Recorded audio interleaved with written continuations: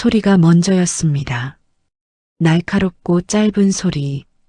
갈라 디너홀 전체가 그 소리 하나에 멈췄습니다. 흙을 만지며 사는 여자였습니다. 3년 동안 남은 것도 없고 내세울 것도 없는 여자인 척 살았습니다. 그 자리에 뭐하러 왔는지 알아요? 당신 같은 사람이 왜 여기 있어요? 아무도 없었습니다. 남자친구는 2걸음 뒤에 서서 입을 열지 않았습니다. 흙 묻은 손이 어때서요? 저는 오서연입니다. 그것으로 충분합니다. 그런데 이상했습니다. 73살 할머니 한 분이 먼저 일어섰어요. 서연아, 할머니 왔어. 그 한마디가 홀을 조용하게 만들었습니다. 300명이 숨을 멈췄어요. 그리고 그 직후 강준혁의 얼굴빛이 달라졌습니다. 그것을 본 순간 오서연은 알았습니다. 이 남자는 처음부터 알고 있었습니다. 편 시작 전 구독과 좋아요 부탁드립니다. 여러분의 응원이 다음 이야기에 힘이 됩니다. 댓글로 지금 계신 곳도 알려주세요. 그곳으로 좋은 기운 보내드릴게요. 그럼 이야기 보따리 시작합니다. 오서연이 공방 문을 잠근 것은 저녁 6시였습니다. 유리문 너머로 진열된 도자기들이 마지막 햇살을 받아 빛나고 있었어요. 흰빛, 청회색빛, 그리고 서연이 이번 달 내내 매달렸던 다랑아리 하나. 아직 완성되지 않은 채로 선반 위에 놓여 있었습니다. 서연은 앞치마를 벗어 문 안쪽 고리에 걸었어요. 그때도 손목 안쪽에 흙이 남아 있었습니다. 씻어도 잘 지워지지 않는 부분이었어요. 송금 사이에 스며든 흙이 마치 오래된 문신처럼 깊이 박혀 있었습니다. 서연은 그것을 보면서 잠깐 멈췄어요. 오늘이 어떤 자리인지는 알고 있었습니다. 한성제약 창립 40주년 갈라 디너였어요. 강준혁이 2달 전부터 말해온 자리였습니다. 업계 관계자들과 투자자들, 거래처 대표들이 300명 가까이 모이는 자리였어요. 준혁 씨, 저 그냥 안 가면 안 될까요? 서연은 그 말을 3번쯤 속으로 했습니다. 그러나 밖으로 낸 적은 없었어요. 준혁이 이 자리를 중요하게 생각한다는 것을 알고 있었거든요. 어머니가 처음으로 여자친구를 보고 싶다고 했다는 말도 들었습니다. 그 말에 담긴 무게도 알았어요.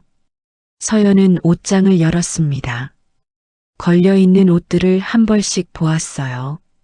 특별히 격식 있는 옷이 많지 않았습니다. 공방을 운영한 지 3년 동안 서연의 옷장은 조금씩 단순해졌어요. 린넨 소재, 편안한 색감, 움직이기 쉬운 것들로 일부러 그렇게 골라온 것이었습니다. 옷장 가장 안쪽에 한 벌이 걸려 있었어요. 은회색 실크 드레스였습니다. 2해 전 행사에서 잠깐 입었다가 넣어둔 것이었어요. 꺼내려고 손을 뻗었다가 멈췄습니다. 그 옷을 입으면 서연이 아닌 것이 될 것 같았어요. 그게 어떤 것인지 서연은 알고 있었습니다. 3살 때부터 알고 있었어요. 동양물산그룹 회장의 막내딸로 태어난 사람이 어떤 옷을 입고 어떤 자리에 서야 하는지를, 그리고 그 자리에서 자신이 얼마나 쉽게 배경으로 흡수되는지를. 서연은 손을 걷었습니다. 그 옆에 걸린 크림빛 린넨 원피스를 꺼냈어요. 단추가 3개 달린 단순한 옷이었습니다. 비싼 옷이 아니었어요. 그러나 서연의 것이었습니다. 손목을 다시 한번 씻었어요. 흙은 완전히 지워지지 않았습니다. 서연은 그것을 오래 바라보다가 수건을 내려놓았어요. 이것도 서연의 일부였습니다. 차를 몰고 가는 길에 준혁이 말했어요. 어머니가 좀 보수적인 분이야. 그리고 잠깐 침묵이 있었습니다. 서연은 그 침묵이 무언가를 담고 있다는 것을 알았어요. 무언가 더 하고 싶은 말이 있는데 꺼내지 못하는 침묵이었습니다. 그 말을 준혁이 결국 꺼내지 못한 것은 어쩌면 그것이 이미 이 이야기의 첫 번째 균열이었을지도 모릅니다. 호텔에 도착했을 때 홀 입구에서 이미 웅성거림이 시작되어 있었어요. 드레스 코드에 맞게 차려입은 사람들 사이로 서연이 걸어 들어갔습니다. 크림빛 린넨 원피스를 입고 시선이 느껴졌습니다.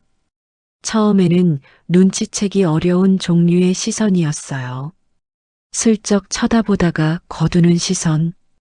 그러나 서연은 그것이 무엇인지 알았어요. 옷이 달랐으니까요. 이 자리에서 린넨은 어울리지 않았습니다. 서연은 등을 곧게 세웠어요. 홀 안으로 들어서는데 공방 단골 손님이 보였습니다. 윤봉순 할머니였어요. 73살이었고 매주 화요일마다 공방에 와서 핸드빌딩 수업을 듣는 분이었습니다. 한성제약과 관련 있는 분이 왜 여기 계신지 서연은 순간 의아했어요. 그런데 할머니는 이미 서연을 발견하고 손을 들어 보였습니다. 짧고 확실한 동작이었어요. 여기 있다는 표시였습니다.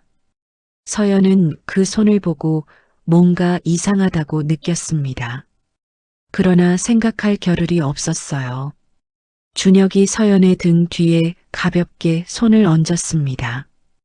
안으로 들어가자는 신호였어요.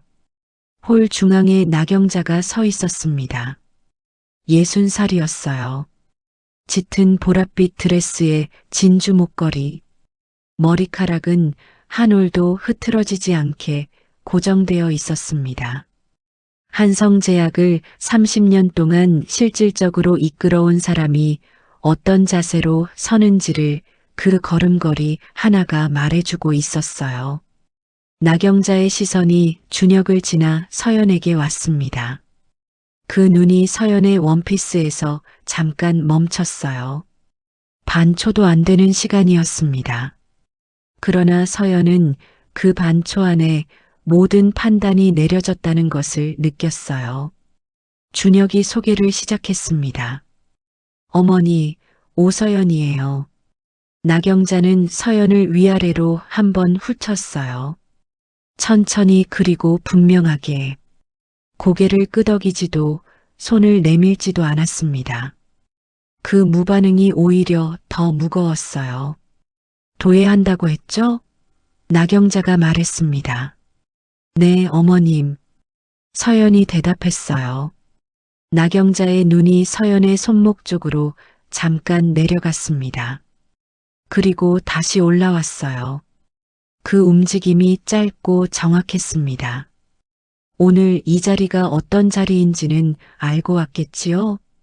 말끝을 흘렸습니다. 그러나 그 흘림이 질문이 아니라 선언이었어요. 서연은 대답하려고 입을 열었습니다. 그때였어요. 나경자의 시선이 서연에서 준혁에게로 이동했습니다. 아주 짧게. 그리고 다시 서연에게로 왔어요. 이번에는 달랐습니다. 무언가 결정을 내린 사람의 눈이었어요. 그 자리에 뭐하러 왔는지 알아요? 나경자의 목소리가 낮았습니다. 그러나 주변까지 들릴 만큼 충분히 컸어요. 당신 같은 사람이 왜 여기 있어요? 홀이 조용해졌습니다. 아까까지 이어지던 대화들이 끊겼어요. 잔을 들던 손이 멈췄습니다. 가까이 있던 사람들의 시선이 이쪽으로 왔어요. 서연은 고개를 내리지 않았습니다. 나경자가 한 발 더 다가섰어요. 이다인이 어디선가 나타났습니다. 준혁의 여동생, 28이었어요. 쪽빛 드레스를 입고 있었는데 어머니와 서 있는 방향이 같았습니다. 그것이 우연인지 의도인지 서연은 알 수 없었어요. 이다인이 서연 쪽을 보면서 조용히 오빠에게 말했습니다. 오빠, 이분 드레스 코드 얘기 안 해줬어요? 말이 끝나기도 전에 이다인의 손이 움직였어요. 원피스 어깨 쪽 솔기에 손가락이 걸렸습니다. 그리고 짧고 날카롭게 당겼어요. 파직! 소리가 났습니다. 실밥이 뜯어졌어요. 어깨 솔기가 벌어지면서 원피스 한쪽이 아래로 흘렀습니다. 홀이 잠깐 더 조용해졌어요. 그리고 나경자가 서연 앞에 완전히 섰습니다. 그 손이 올라왔어요. 서연은 피하려 했지만 자리가 없었습니다. 300명이 보는 앞에서 나경자의 손이 서연의 뺨에 닿았습니다. 날카롭고 짧은 소리였어요. 서연의 고개가 옆으로 돌아갔습니다. 뜨거웠어요. 빠르게 번지는 열이었습니다. 눈이 뜨거워졌어요. 서연은 고개를 천천히 정면으로 돌렸습니다. 나경자가 거기 있었어요. 손을 내린 채로 홀 전체가 그 순간을 보고 있었습니다. 서연은 고개를 내리지 않았어요. 흙 묻은 손이 어때서요? 서연이 말했습니다. 떨렸지만 멈추지 않았어요. 저는 오서연입니다. 나경자의 눈이 가늘어졌습니다. 그때였어요. 홀 한쪽에서 의자 소리가 났습니다. 천천히 그러나 분명하게 누군가 자리에서 일어서는 소리였어요. 윤봉순 할머니였습니다. 73살의 할머니가 지팡이도 짚지 않고 천천히 걸어오고 있었어요. 어깨가 작았지만 걸음이 흔들리지 않았습니다. 어두운 초록빛 드레스였어요. 한 손에는 작은 핸드백이 들려 있었고 시선은 오직 서연에게 향해 있었습니다. 나경자가 그 할머니를 봤어요. 표정이 잠깐 굳었습니다. 할머니가 서연 앞에 섰어요. 그리고 나경자를 한번 바라보고는 서연 쪽으로 다시 고개를 돌렸습니다. 서연아. 할머니의 목소리가 낮았어요. 할머니 왔어. 홀이 완전히 조용해졌습니다. 300명이 숨을 멈췄어요. 나경자의 얼굴에서 뭔가가 달라지기 시작했습니다. 아까까지 단단하던 것이 조금씩 흔들리는 것 같았어요. 서연은 할머니를 봤습니다. 그리고 할머니가 자신을 아는 척 한다는 것이 뭔가 이상하다고 생각했어요. 공방 단골 손님이 이 자리에 있다는 것도, 이 이름으로 자신을 부른다는 것도, 그리고 그 순간이었습니다. 강준혁의 얼굴빛이 달라졌어요. 서연은 그것을 봤습니다. 할머니가 나타난 순간 준혁의 표정에서 무언가가 스쳐 지나갔어요. 놀라움이 아니었습니다. 그것은 무너지는 것의 표정이었어요. 들킨 사람의 표정이었습니다.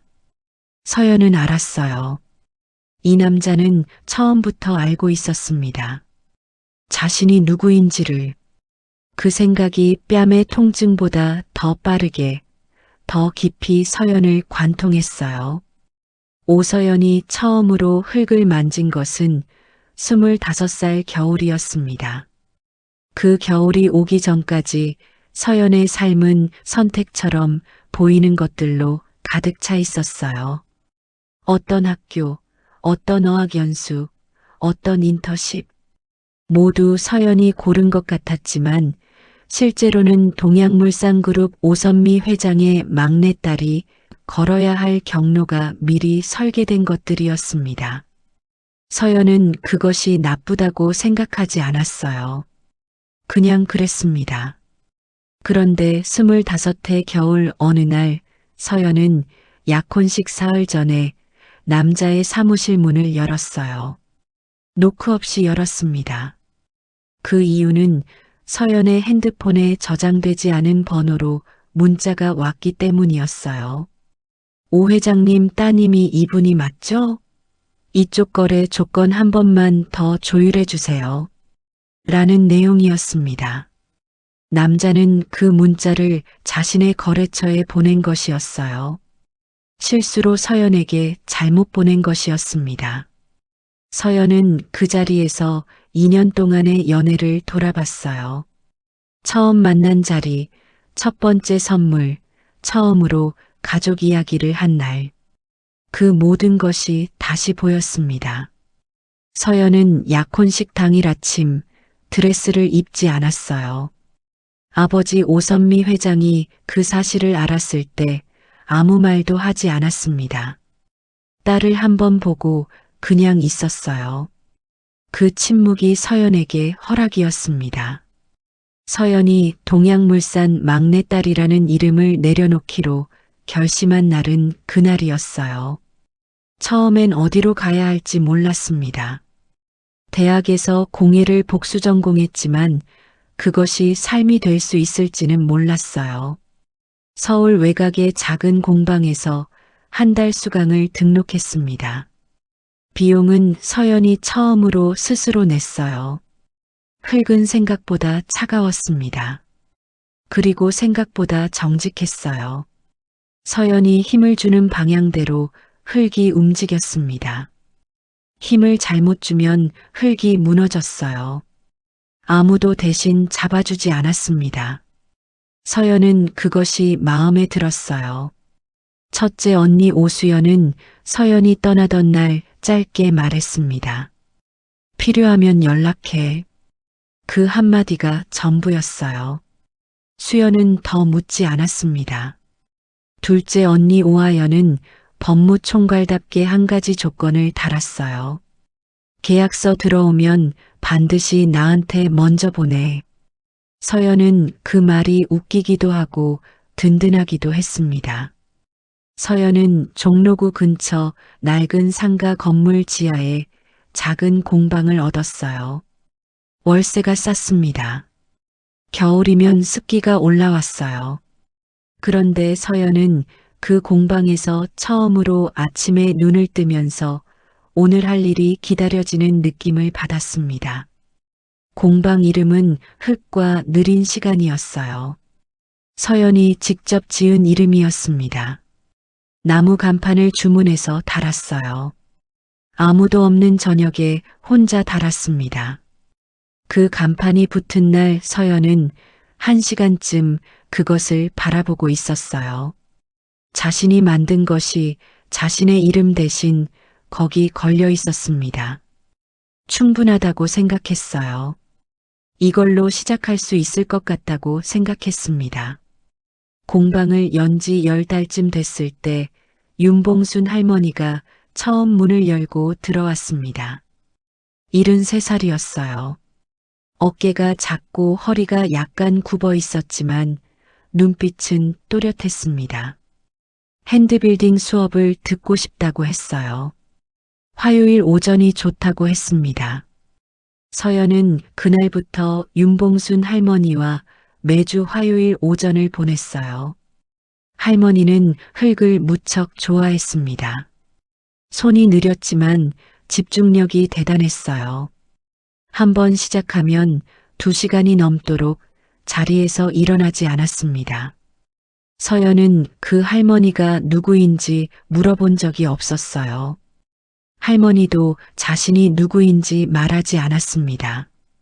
서연이 자신의 이름 뒤에 붙는 것들을 말하지 않는 것처럼 할머니도 그냥 윤봉순으로 왔어요. 그 상호 불문이 서연에게는 이 공방이 자신의 공간이라는 증거였습니다. 공방에 오는 사람들이 조금씩 늘었어요. 직장인 체험 수업, 초등학생 방과 후 수업, 그리고 몇몇 단골들. 서연은 그 사람들의 이름과 좋아하는 흙의 농도, 손의 힘을 외웠습니다.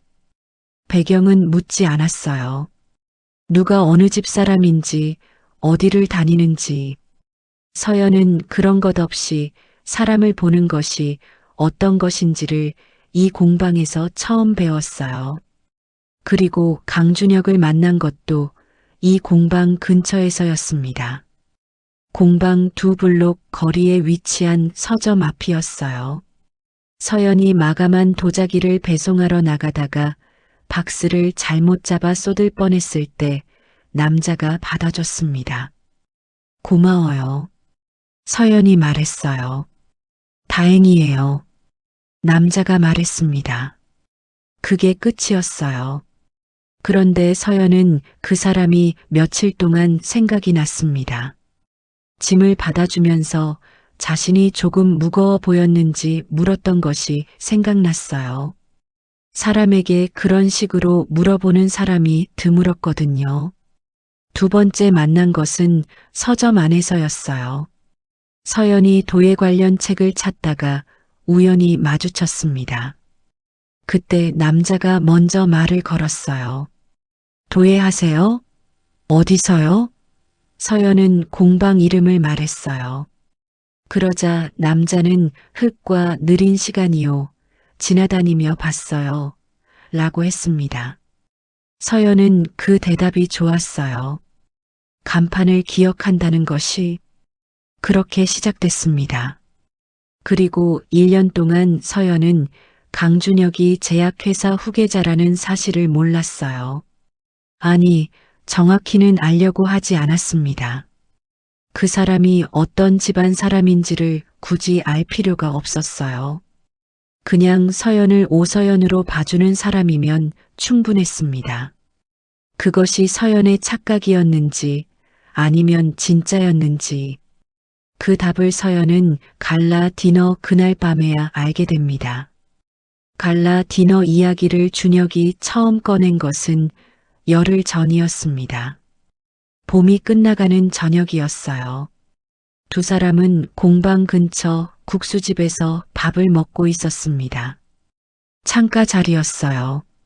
골목에 사람들이 지나가고 있었어요. 준혁이 국수를 먹다가 잠깐 멈췄습니다. 그 멈춤이 서연의 눈에 들어왔어요. 한성제약 창립 40주년이야. 준혁이 말했습니다. 이번 주 목요일. 서연은 고개를 들었어요. 어머니가 한번 같이 왔으면 한다고 하셔서 그 말이 나오는 방식이 이상했습니다. 가볍게 꺼냈지만 가볍지 않은 무게가 그 안에 있었어요. 서연은 잠깐 생각했어요. 준혁의 어머니에 대해 들은 이야기가 있었습니다. 회사를 실질적으로 이끌어온 분이라고, 사람을 보는 눈이 날카롭다고, 기준이 분명하고 그 기준에서 벗어나는 것을 좋아하지 않는 분이라고. 괜찮아. 서연이 말했습니다. 갈게. 그 말을 듣고 준혁의 어깨에서 무언가가 내려가는 것이 보였어요. 안도였습니다. 그런데 서연은 그 안도가 약간 이상하다고 생각했어요. 여자친구가 자신의 가족 행사에 오는 것에 저렇게 안도하는 사람이 있나? 그런데 그 생각을 오래 붙잡지 않았습니다. 피곤한 날이었고 국수가 맛있었어요. 그로부터 이틀 뒤였습니다. 준혁이 서연에게 전화를 했어요. 목소리가 조심스러웠습니다. 처음에는 아무 말도 없다가 잠깐 후에 말했어요. 그날 좀 차려입고 와. 격식 있는 자리니까. 서연은 전화기를 들고 잠깐 아무 말도 하지 않았어요. 알겠어. 라고 대답했습니다. 전화를 끊고 나서 서연은 그 말을 한동안 생각했어요. 차려입고 와. 그 요청이 누구에게서 나온 것인지, 준혁 자신의 말인지 아니면 누군가의 말을 전달하는 것인지, 공방 유리 닦는 걸레를 들고서 그 생각을 했습니다. 걸레가 멈췄어요. 서연은 약혼식 사흘 전의 기억을 꺼냈어요. 잘못 전달된 문자 한 통. 그게 모든 것을 바꿨습니다. 사람을 배경으로 보는 것이 얼마나 자연스럽게, 얼마나 오래, 얼마나 깊이 이루어지는지를 서연은 그때 처음 알았어요. 준혁은 다르다고 생각했습니다. 아니, 다르기를 바랐어요. 그 바람과 그 생각 사이에 있는 틈을 서연은 일부러 보지 않으려 했습니다. 갈라 디너 전날 밤 윤봉순 할머니에게서 문자가 왔어요. 서연 씨, 내일 목요일 행사 있어요? 내가 거기 참석하게 됐는데. 라는 내용이었습니다. 서연은 그것을 읽고 조금 이상하다고 생각했어요. 할머니가 어떻게 그 행사를 아는지, 한성제약 갈라 디너에 왜 참석하는지 물어볼까 하다가 그냥 뒀습니다. 내일 보면 되겠지 라고 생각했어요. 그 판단이 아주 작은 것이었지만 나중에 서연은 그 문자가 얼마나 중요한 것이었는지를 알게 됩니다. 그날 밤 서연은 오래 잠들지 못했어요. 옷장 앞에 섰습니다. 은회색 실크 드레스를 꺼냈다가 넣었어요. 크림빛 린넨 원피스를 꺼냈다가 걸어뒀습니다. 다시 실크 드레스를 꺼냈어요. 그러다 멈췄습니다. 서연은 이것이 옷 선택이 아니라는 것을 알았어요. 크림빛 린넨 원피스를 최종적으로 골랐습니다. 이 옷을 입고 갔을 때 받아들여지면 진짜인 것이고 받아들여지지 않으면 거기까지라는 생각이었어요. 서연이 2년 전에 실수해서 배운 것이 있다면 바로 그것이었습니다. 자신의 배경이 아니라 자신을 보는지 아닌지를 그 확인을 이제 하게 될 것이었습니다. 갈라 디너 당일 오후 서연은 공방 문을 평소보다 일찍 닫았어요. 도자기 하나에 유약을 바르다가 멈췄습니다. 손목 안쪽에 흙이 남아 있었어요. 씻었습니다. 완전히 지워지지 않았어요. 그것을 보다가 서연은 그냥 두기로 했어요. 이것도 오서연이었으니까요. 나경자가 어떤 사람인지를 이해하려면 31년 전으로 가야 합니다. 29살의 나경자는 화학공학을 전공한 연구원이었어요. 제약회사 하급 연구직이었습니다. 월급은 작았고 이름은 없었어요.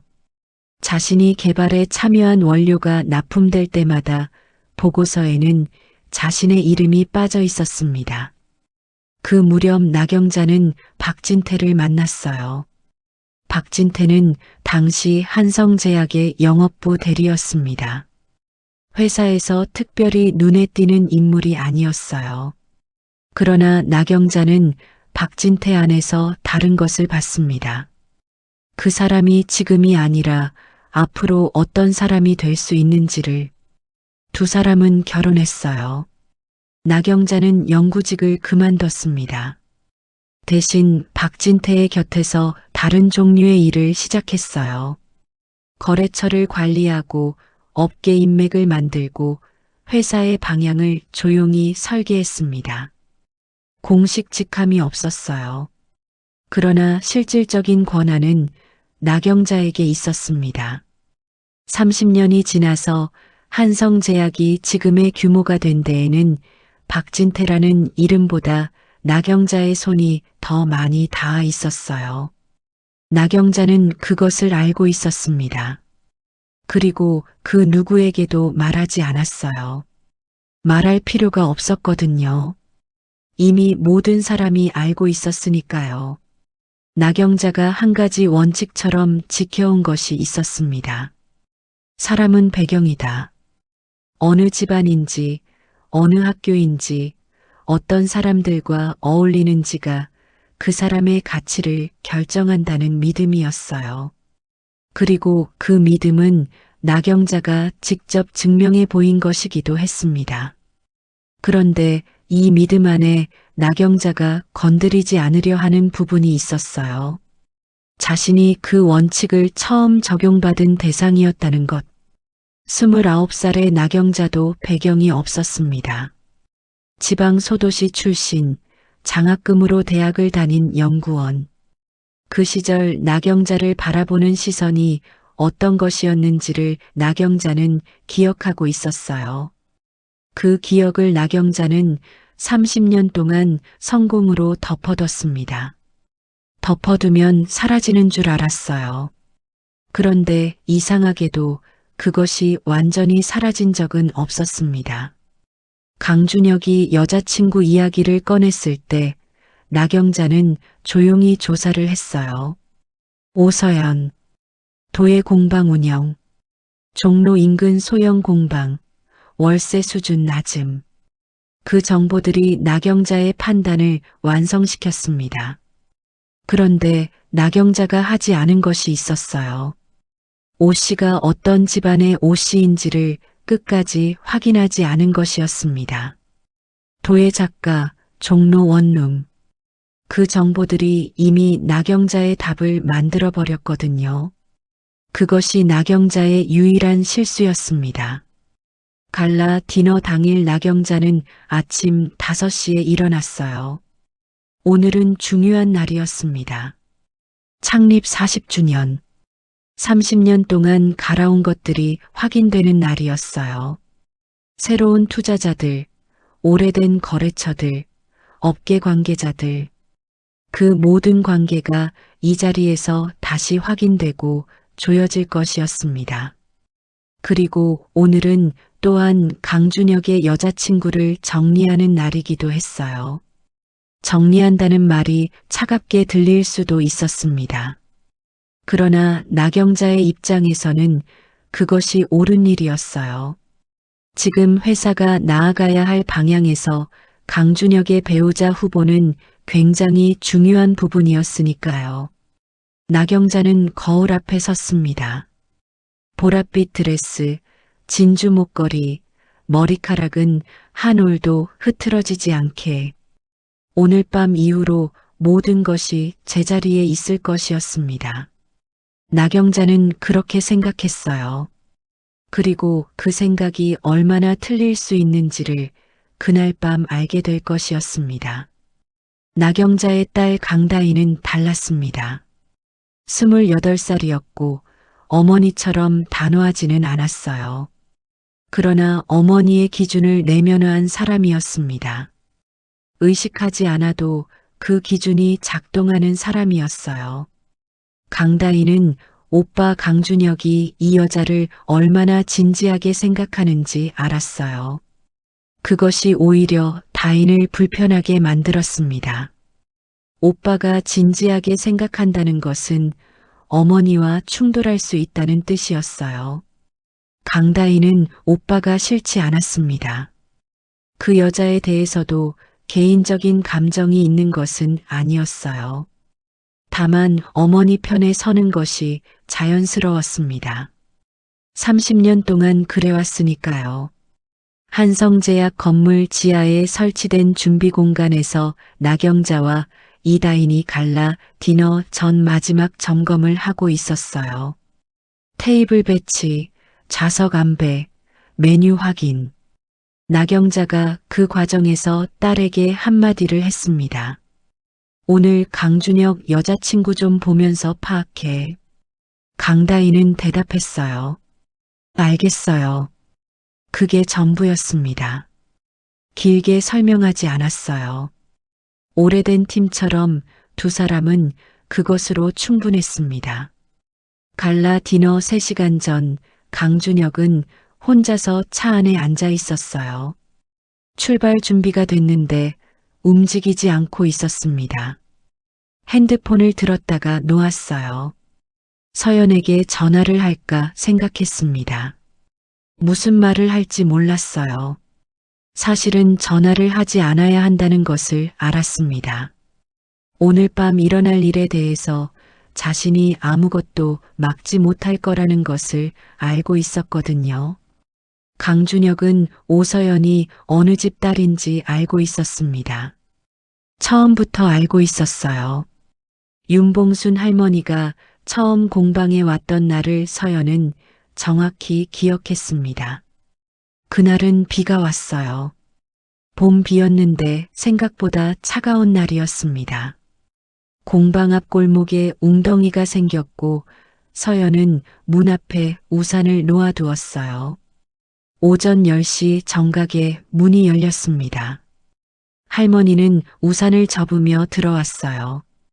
어깨가 젖어 있었습니다. 서연이 인사를 했어요. 할머니는 공방 안을 한번 둘러봤습니다. 사장님이 당신이에요? 네. 서연이 대답했어요. 접네. 할머니가 말했습니다. 그게 전부였어요. 칭찬인지 의문인지 알 수 없었지만 서연은 그 짧음이 마음에 들었습니다. 핸드빌딩 배우러 왔어요. 할머니가 말했어요. 언제부터 하고 싶으셨어요? 서연이 물었습니다. 오래됐어요. 할머니가 말했어요. 설명을 덧붙이지 않았습니다. 서연은 그날 오전 2시간 동안 윤봉순 할머니에게 흙 반죽 기초부터 가르쳤어요. 할머니의 손은 느렸지만 압력이 일정했습니다. 서두르지 않았어요. 할머니는 그날 말을 거의 하지 않았습니다. 서연도 필요한 것 외에는 말하지 않았어요. 두 사람은 2시간 동안 그 작은 공간에서 흙만 만졌습니다. 수업이 끝나고 할머니가 앞치마를 벗으면서 말했어요. 다음 주 화요일에 다시 와도 돼요? 서연이 고개를 끄덕였습니다. 그 다음 주 화요일에도 할머니가 왔어요. 그리고 그 다음 주에도 그렇게 10달이 쌓였습니다. 서연은 그 사이에 할머니에 대해 아는 것이 별로 없었어요. 이름이 윤봉순이라는 것, 73살이라는 것, 화요일 오전이 좋다는 것, 그것뿐이었습니다. 할머니도 서연에 대해 많이 묻지 않았어요. 어디 사는지, 어디 출신인지, 결혼은 했는지, 그런 것들을 물어보지 않았습니다. 대신 할머니는 서연의 작품에 대해서는 오래 봤어요. 완성된 도자기를 선반에서 꺼내 손으로 천천히 더듬으면서 어디가 좋고 어디가 아쉬운지를 정확하게 짚었습니다. 이게 왜 이렇게 두꺼워? 여기 너무 힘줬잖아요. 아, 이쪽은 잘 됐네. 손 가는 대로 뒀군요. 그 평들이 전문가의 것처럼 날카로웠어요. 서연은 처음엔 놀랐고 나중엔 그 시선을 기다리게 됐습니다. 어떻게 그렇게 잘 아세요? 서연이 어느 날 물었어요. 할머니가 잠깐 생각하다가 말했어요. 오래 봐왔어요. 대답이 짧았습니다. 서연은 더 묻지 않았어요. 갈라 디너 이틀 전이었습니다. 수업이 끝나고 할머니가 앞치마를 정리하면서 서연에게 말했어요. 서연 씨, 이번 주 목요일 행사 있죠? 서연은 그 물음에 잠깐 멈췄습니다. 어떻게 알았냐고 물으려다 그냥 대답했어요. 네, 있어요. 할머니는 고개를 끄덕였습니다. 그리고 더 말하지 않았어요. 그 이틀 뒤 할머니에게서 문자가 왔었습니다. 나도 거기 참석하게 됐다는 내용이었어요. 서연은 그것을 읽고 이상하다고 생각했어요. 어떻게 한성제약 갈라 디너에 참석하는지. 그런데 할머니에게 묻지 않았습니다. 내일 보면 되겠거니 했어요. 그 판단을 나중에 서연은 여러 번 돌아봅니다.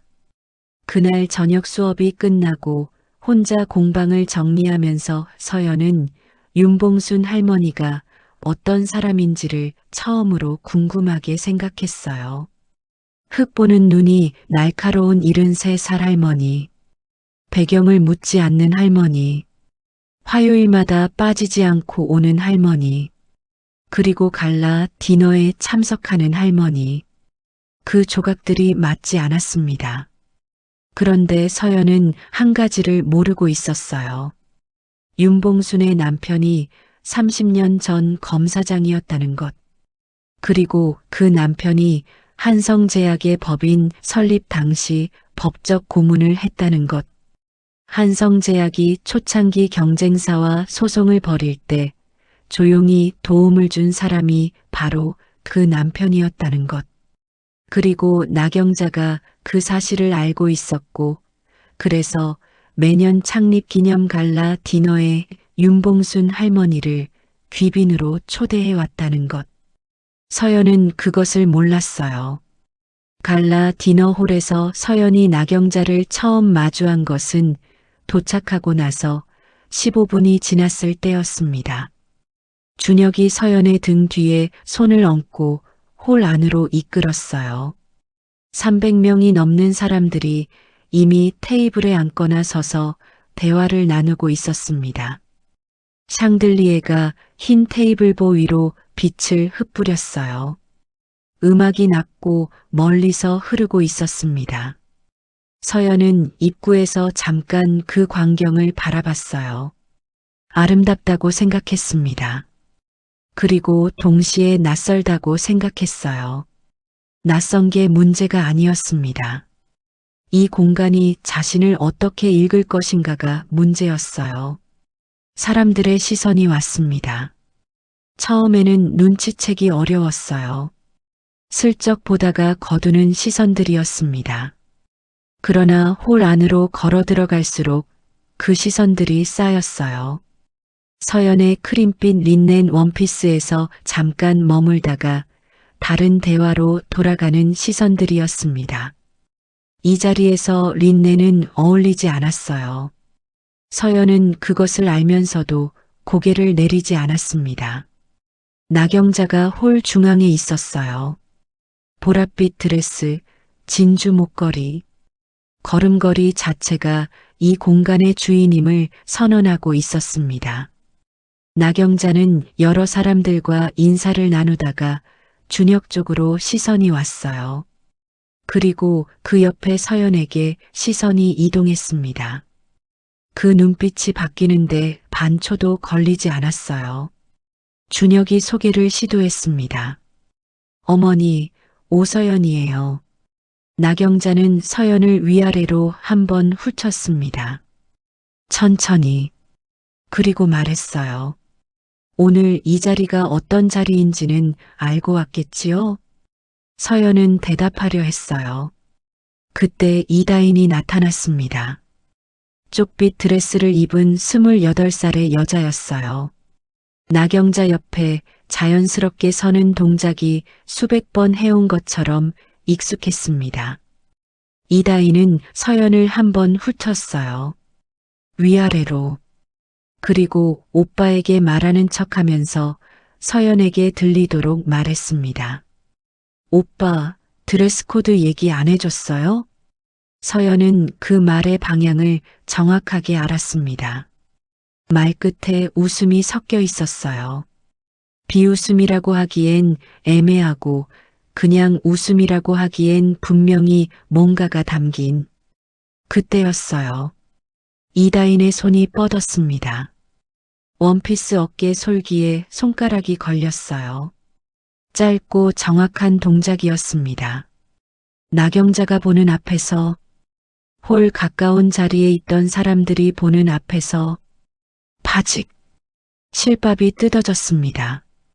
어깨 솔기가 벌어졌어요. 홀이 잠깐 조용해졌습니다. 그리고 웃음소리가 났어요.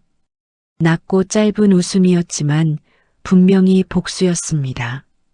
서연의 얼굴로 열기가 올라왔어요. 눈이 뜨거워지려는 것을 서연은 2번 눈을 깜빡이며 눌렀습니다. 이다인이 한 발 물러서며 말했어요. 아, 미안해요. 옷이 좀 약하네. 목소리가 가벼웠습니다. 그 가벼움이 더 아팠어요. 그리고 나경자가 서연 앞에 완전히 섰습니다. 그 자리에 뭐하러 왔는지 알아요? 나경자의 목소리가 낮았어요. 그러나 홀에 퍼질 만큼 충분히 컸습니다. 당신 같은 사람이 왜 여기 있어요? 주변이 다시 조용해졌어요. 가까이 있던 사람들의 시선이 이쪽으로 왔습니다. 서연은 고개를 내리지 않았어요. 흙 묻은 손이 어때서요? 서연의 목소리가 떨렸지만 멈추지 않았습니다. 나경자의 눈이 가늘어졌어요. 저는 오서연입니다. 나경자가 한 발 더 다가섰습니다. 그리고 그 손이 올라왔어요. 소리가 났습니다. 날카롭고 짧은 소리였어요. 서연의 고개가 옆으로 돌아갔습니다. 홀 전체가 멈췄어요. 음악이 묻혔습니다. 서연은 천천히 고개를 정면으로 돌렸어요. 눈이 붉었습니다. 뺨이 달아올랐어요. 고개를 내리지 않았습니다. 나경자가 다시 입을 열려는 순간이었어요. 의자 소리가 들렸습니다. 홀 한쪽에서 천천히 그러나 분명하게 누군가 자리에서 일어나는 소리였어요. 홀 사람들의 시선이 그쪽으로 이동했습니다. 윤봉순 할머니가 걸어오고 있었어요. 어깨가 작고 걸음이 느렸지만 흔들리지 않았습니다. 어두운 초록빛 드레스였어요. 시선이 오직 서연에게 향해 있었습니다. 나경자의 표정이 굳었어요. 그 할머니를 알아봤습니다. 윤 여사님? 나경자의 입에서 그 이름이 나왔어요. 반박자 늦게 윤봉순 할머니는 나경자를 한번 보고는 서연 앞에 섰어요. 서연아. 낮고 분명한 목소리였습니다. 할머니 왔어. 홀이 완전히 조용해졌어요. 300명이 숨을 멈췄습니다. 나경자의 얼굴에서 피기가 빠졌어요. 진주 목걸이를 손으로 잡았다가 놓았습니다. 서연은 할머니를 봤어요. 할머니가 나경자를 알고 나경자가 할머니를 아는데 그 할머니가 자신의 편에 서 있었습니다. 그리고 그 순간이었어요. 강준혁의 얼굴빛이 달라졌습니다. 서연은 그것을 봤어요. 분명히 봤습니다. 윤봉순 할머니가 나타난 순간 준혁의 표정에서 무언가가 스쳐 지나갔어요. 놀라움이 아니었습니다. 무너지는 것의 표정이었습니다. 들킨 사람의 표정이었어요. 뺨의 통증보다 더 빠르게, 더 깊이 그 생각이 서연을 관통했습니다. 이 남자는 처음부터 알고 있었습니다. 홀 한쪽에 정시훈이 있었습니다. 32살이었어요. 핀테크 스타트업 대표였고 한성제약의 소액 투자자였습니다. 갈라 디너에 초대받은 것은 이번이 처음이었어요. 정시훈은 두 가지 이유로 오늘을 기억할 것이었습니다. 하나는 한성제약의 행사가 생각보다 격이 높았다는 것. 그리고 다른 하나는 자신의 폰 카메라가 정말 좋은 타이밍에 켜져 있었다는 것이었어요. 시우는 처음에는 단순히 홀 분위기를 찍으려 했습니다. 인스타그램 스토리용이었어요. 갈라 디너 샹들리에가 예뻤거든요. 그런데 카메라를 들고 있던 바로 그 순간 홀 중앙에서 소리가 났습니다. 날카롭고 짧은 소리였어요. 시운의 카메라가 자동으로 그쪽으로 향했습니다. 녹화가 되고 있었어요. 화면 안에 세 사람이 들어왔습니다. 보랏빛 드레스의 여자, 크림빛 원피스의 여자, 그리고 그 사이의 공기. 시우는 카메라를 내리지 않았어요. 그가 의식적으로 계속 찍으려 한 것은 아니었습니다. 그냥 멈추지 않았어요. 홀 전체가 그 장면에 붙들려 있었고 시운의 손도 함께 붙들려 있었습니다. 그 순간을 기점으로 홀 안에는 두 개의 카메라가 돌아가고 있었어요. 하나는 정시훈의 폰이었습니다. 그리고 다른 하나는 장진이었어요. 장진이는 36살이었습니다. 국내 주요 플랫폼의 팔로워 40만 명을 가진 콘텐츠 크리에이터였어요. 한성제약의 건강기능식품 협찬으로 갈라 디너 초대를 받은 사람이었습니다. 장진이는 가방 안에 작은 짐벌을 가져왔어요. 협찬 리뷰 컨텐츠용으로. 그런데 지금 짐벌 위에 올려진 폰은 다른 방향을 향하고 있었습니다. 장진이는 라이브를 시작했어요. 나경자의 손이 올라가던 바로 직전이었습니다. 시청자가 들어오기 시작했어요. 500, 1000, 5000. 그리고 소리가 났습니다. 채팅창이 터졌습니다. 저게 뭐야? 왜 때려요? 지금 방금 뺨 때린 거죠? 영상 캡처해요, 빨리. 장진이는 손을 움직이지 않았어요. 카메라를 내리지 않았습니다. 5만, 8만. 나경자가 발을 떼지 못하고 있었어요. 윤봉순 할머니가 서연 앞에 서 있었습니다. 홀의 모든 시선이 그 중앙을 향하고 있었어요. 10만. 장진이의 라이브 시청자 수가 그 숫자를 넘어섰습니다. 그리고 바로 그 순간이었어요. 나경자의 남편 박진태가 홀 안쪽에서 걸어 나왔습니다. 박진태는 상황을 파악하고 있었어요. 그의 눈이 빠르게 움직였습니다. 아내를 보고 할머니를 보고 며느리 후보가 될 예정이었던 여자를 봤어요.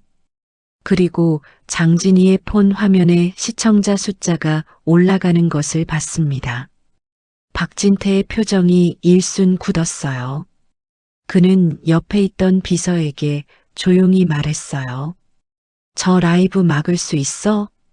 비서가 폰을 꺼냈습니다. 빠르게 검색했어요. 그리고 고개를 저었습니다. 이미 10만이 넘었습니다. 막을 수 없었어요. 박진태는 입을 다물었습니다. 그때였어요. 나경자의 폰이 울렸습니다. 진동이었어요. 그러나 홀이 조용해져 있었기 때문에 가까이 있던 사람들에게 들렸습니다. 나경자는 폰을 꺼내 화면을 봤어요. 발신자 이름이 떴습니다. 나경자의 얼굴이 굳었어요. 완전히. 전화를 받지 않았습니다. 꺼냈다가 그냥 넣었어요. 그런데 그 발신자 이름을 바로 옆에서 이다인이 봤습니다. 이다인의 눈이 커졌어요. 엄마, 오선미 회장님이에요. 그 말이 홀에 퍼졌습니다. 동양물산그룹 오선미 회장. 나경자는 그 이름을 모르지 않았어요. 업계에서 모르는 사람이 없었습니다. 그 이름 앞에서 흔들리지 않는 사람도 별로 없었어요. 그리고 나경자는 그제야 알았습니다. 오 씨가 어떤 오 씨인지를. 오선미 회장의 전화는 3번 울렸습니다. 나경자는 받지 않았어요. 받을 수 없었습니다. 뭔가를 말해야 하는데 지금 이 순간 무슨 말을 해야 하는지 알 수 없었어요. 30년 동안 어떤 순간에도 말이 없던 사람이 없던 사람이었습니다. 그런데 지금이 그 순간이었어요. 홀이 조용했습니다. 3번째 진동이 끝나고 전화가 끊겼어요. 나경자는 폰을 주머니에 넣었습니다. 손이 조금 떨렸어요. 그 떨림을 숨겼습니다. 아무도 못 받기를 바랐어요. 그러나 윤봉순 할머니는 봤습니다. 할머니는 서연의 옆에서 나경자를 바라보고 있었어요. 아무 말도 하지 않았습니다. 그 침묵이 나경자의 등을 눌렀어요. 서연은 준혁을 찾았습니다. 준혁은 홀 한쪽에 서 있었어요. 멀지 않은 곳이었습니다. 이 모든 상황을 보고 있었어요. 분명히 보고 있었는데 움직이지 않았습니다. 입을 열지 않았어요. 발이 땅에 붙어 있었습니다. 서연은 그 모습을 봤어요. 그리고 윤봉순 할머니가 나타난 순간 준혁의 표정에서 본 것을 다시 생각했습니다. 그건 놀라움이 아니었어요. 서연이 준혁에게 걸어갔어요. 사람들이 그 움직임을 봤습니다. 장진이의 카메라가 따라왔어요. 준혁의 눈이 서연을 따라왔습니다. 그 눈 안에 여러 가지가 섞여 있었어요. 당혹, 후회, 두려움. 그리고 그 아래 더 깊은 곳에 있는 무언가. 서연이 준혁 앞에 섰어요. 둘 사이에 거리가 2걸음이었습니다. 서연이 낮게 말했어요. 눈물이 뺨을 타고 흐르고 있었지만 목소리는 흔들리지 않았습니다. 처음부터 알고 있었어요? 준혁의 얼굴이 굳었습니다. 서연 쪽으로 한 걸음 다가섰어요. 목소리가 낮았습니다. 하은아, 서연아요. 서연이 말했어요. 준혁이 멈췄습니다. 서연, 나는 진짜 서연아 라고 불렀잖아요. 서연이 말했습니다. 그 눈을 똑바로 봤어요. 준혁이 입을 열었다가 닫았습니다. 그 멈춤이 너무 길었어요. 서연은 알았어요. 대답이 그 멈춤 안에 있었습니다. 알고 있었던 거예요. 서연이 말했어요. 목소리가 낮았습니다. 떨렸지만 또렷했어요. 준혁의 눈이 흔들렸습니다. 서연에서 시선을 걷었다가 다시 왔어요. 처음에 알게 됐을 때 말하려고 했어. 그런데 언제였어요? 서연이 물었습니다. 언제 알게 됐어요? 준혁이 대답하지 않았어요. 서연이 다시 물었습니다. 우리가 처음 만났을 때부터요? 준혁의 입이 열렸습니다. 아니, 그리고 다쳤어요. 그 다침이 아니라는 뜻이 아니었습니다. 말하기 어렵다는 뜻이었어요. 서연은 그것으로 충분했습니다. 처음은 아니지만 오래됐다는 것, 알고 있으면서 말하지 않았다는 것, 그 침묵이 어떤 종류의 침묵인지 300명이 이쪽을 보고 있었어요. 장진이의 라이브 시청자가 20만을 넘어서고 있었습니다. 서연은 울고 있었어요. 그런데 고개는 내리지 않았습니다. 어머니가 저한테 저러는 동안에도 아무 말 하지 않은 거 서연이 말했어요. 그 이유가 뭔지 이제 알 것 같아요. 준혁이 고개를 저었어요. 서연아, 나는. 서연이 먼저 말했습니다. 당신이 날 사랑했다면 내가 아무것도 아니어도 막아줬겠죠. 준혁의 눈에서 무언가 무너지는 게 보였어요. 그는 입을 열려 했습니다. 그러나 말이 나오지 않았어요. 장진이의 라이브 시청자 수가 30만을 넘어섰습니다.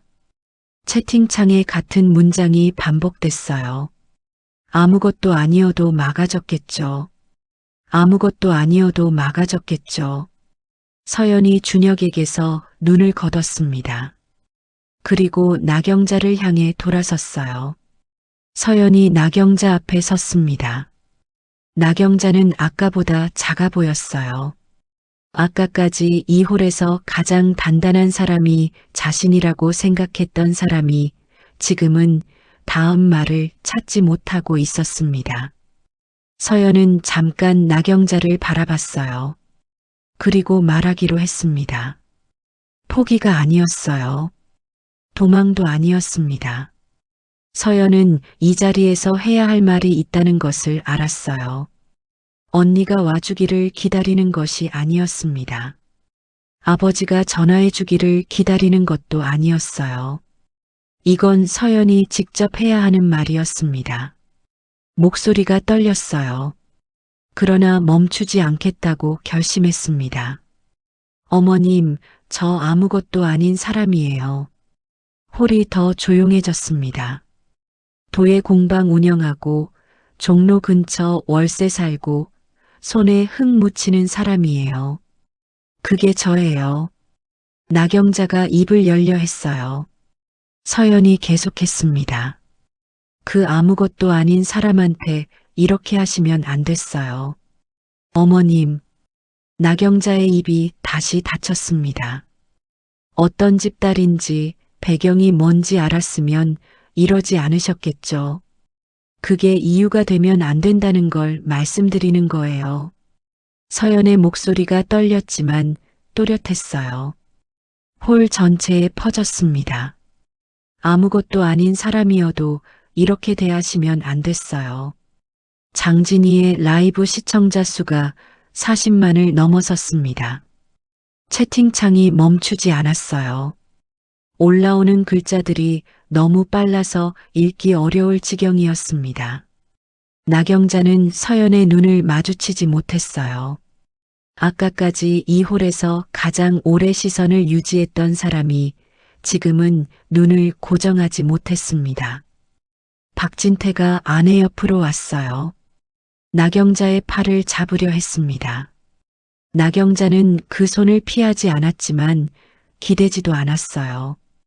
이다희는 홀 뒤쪽으로 물러나고 있었습니다. 조금 전까지 거침없던 사람이 보이지 않게 되고 있었어요.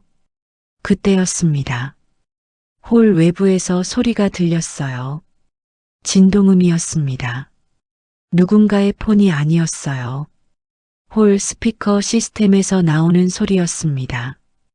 회사 행사 공식 방송 시스템이 연결된 것이었어요.